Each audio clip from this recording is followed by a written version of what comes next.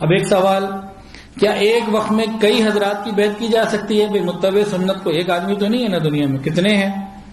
تو ایک کی جگہ انسان 3 سے 5 سے 7 سے کر لے تو کیسا ہے؟ تو فرمایا کہ یک گیر محکم بگیر، ایک کو پکڑو اور پکا پکڑ لو. اپنی ترقی چاہتے ہو تو ایک کے پاس رہو، کیونکہ جو جگہ جگہ بیعت کرے گا اس کی مثال اس چمچے کی مانند ہوگی جو مختلف ڈشوں میں رہتا ہے لیکن خود ذائقے سے محروم رہتا ہے. اگر نماز کا ذائقہ، دین کا ذائقہ حاصل کرنا چاہتے ہیں، کسی ایک کو پکڑ کے پھر پکے ہو جائیں، پھر دیکھیں زندگی میں تبدیلیاں کیسے آتی ہیں.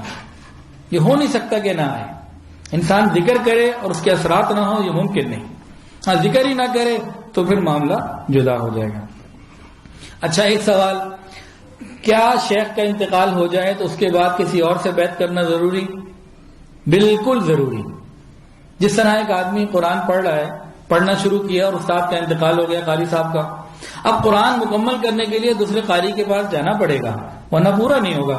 اسی طرح اگر شیخ کا انتقال ہو گیا تو تکمیل کے لیے دوسرے شیخ سے بیعت ہونا پڑے گا. ہاں وہ لوگ جن کی تکمیل ہو چکی ہوتی ہے، ان کو نسبت کی بشارت مشائخ دے چکے ہوتے ہیں، ان کے لیے ضرورت کے درجے میں نہیں رہتا کہ وہ شیخ کی وفات کے بعد کسی اور سے بیعت کریں، لیکن جو عام لوگ ہیں ان کے لیے ضروری. اچھا اب اگلا سوال، اس بیعت طریقت کی غرض و غایت کیا ہے، وجہ کیا ہے، کیوں؟ تو وہی 3 باتیں ہیں. نمبر 1، بیعت کی وجہ اللہ تعالیٰ کی رضا، ہم چاہتے ہیں اللہ ہم سے راضی ہو جائے. نمبر 2، حضور پاک صلی اللہ علیہ وسلم کی اتباع. اور نمبر 3، اپنی اصلاح. بیعت کے مقاصد کیا ہیں؟ 3، اللہ کو راضی کرنا، نبی علیہ السلام کی اتباع کرنا اور اپنی اصلاح کرنا. اور یاد رکھیں جو سنت کے مطابق معاملہ ہے نا، وہاں پر کشف و کرامات کا حاصل ہونا ضروری نہیں. قیامت کے دن بخشوانے کی ذمہ داری بھی کوئی نہیں کہ جی بیعت ہو گئے پیر صاحب بخشوا کے جنت میں لے جائیں گے.